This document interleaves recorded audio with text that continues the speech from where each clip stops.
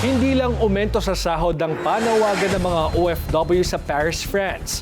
Kasabay ng Labor Day, hiling din nila na ibasura ang umano'y asylum application ng puganteng si Zaldico.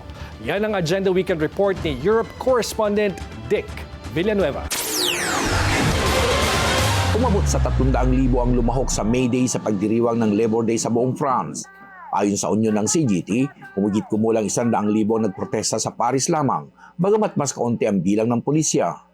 Panawagan nila mas mataas na sahod at pagpapanatili ng May Day bilang non-working public holiday.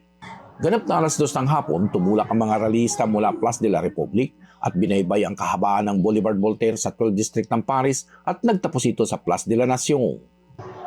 Kabilang sa mga lumahok sa kilos protesta ang grupo ng Migrante France na kinabibilangan ng mga Pilipino na nagtatrabaho at nag-aaral sa France.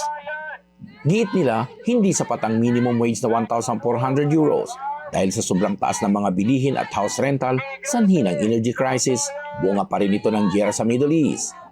Kasama rin sa kanilang pinaglalaban, pigilan ang talamak na korupsyon sa hanay ng matataas na opisyalis at mga kaalyadong public contractors. Bitbit din nila ang pakiusap na huwag pahintulutan ng puganting si Zaldico para sa application niyang political asylum. With the corruption, so we're really against it. Kasi alam naman natin na yung public funds, it's supposed to help improve the lives of the Filipinos. Kailangan siyang ipa-deport kasi yung ina-apply naman niya na asylum seeker is hindi nararapat para sa kanya. Hindi ito matatawag na asylum, political asylum. Ito ay ginagawa niya para takasan at iwasan ang kasalanan niya sa taong bayan. Suportado rin ang Migrante France ng mga kabataang Pranses sa kanilang mga ipinaglalaban. We raise awareness of what's happening in the Philippines.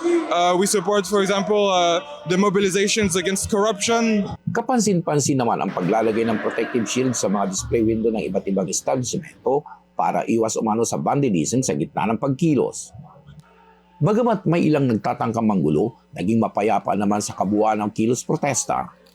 Sa pagdiriwang ng Labor Day, isa lang ang hiling ng mga manggagawa. Kilalanin sila sa tamang oras ng trabaho, sweldo at benepisyo. Para sa Agenda Weekend, Dick Villanueva, Billionaire News Channel, Paris, France.